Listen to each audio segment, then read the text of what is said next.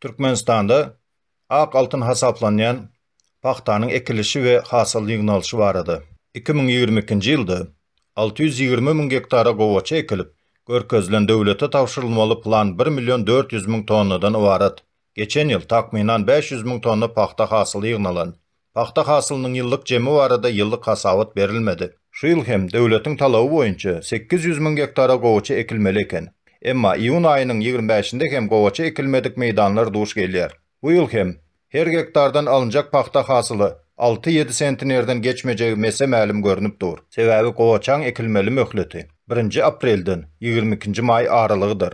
Inçe süýümli gowaçanyň ekilmeli döwri 7 aprelden 5 may aralygydyr. Emma resmi ekiş 25 martdan başlap iýun aýynyň ahyryna çenli dowam edýär. Paxta hasylyny ýetişdirmek üçin ýurdumyzda bar bolan tehnik mümkinçilikler diňe 300 000 hektara ýeterlik.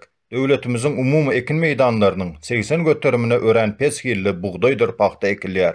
Galan 20 göterimine gök önümleri, miwe agaçlary, bakça ekinleri, tüvi we beýleki ekinler ekilýär.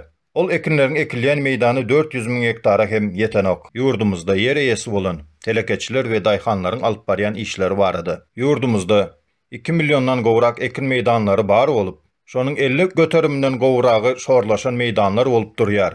Edil häzirki döwreçenli ýurdumyzyň ekrançylyk ýerleriniň deň ýarysy, has takygy 1 milyon hektary daýhanlaryň elinden alınıp telekeçilere zor bilen berilipdir. Telekeçiler hem öz gezeginde işini ýitirmejek bolup, alaşsız ekin meýdanlaryny almaly bolýarlar. Sebäbi häzirki wagtda owa hojalyk önümleriniň satyn alynış narhy gaty pes.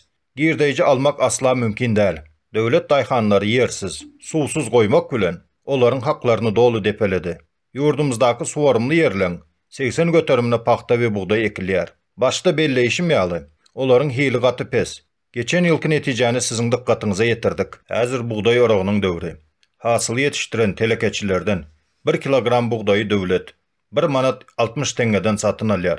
Emma telekeçilerden tapawutlykda daýhanlardan 80 tengeden alınýar. Häzirki wagtda suwarymly ýerleri we öwri meýdanlaryny telekeçiler eýe boldy. Olaryň ekin ekip alýan hasyly gaty pes. Yer eýesi bolan telekeçiler gazanjyň täze ýoluny tapdylar. Buğday oragyndan soň samanyny satýarlar.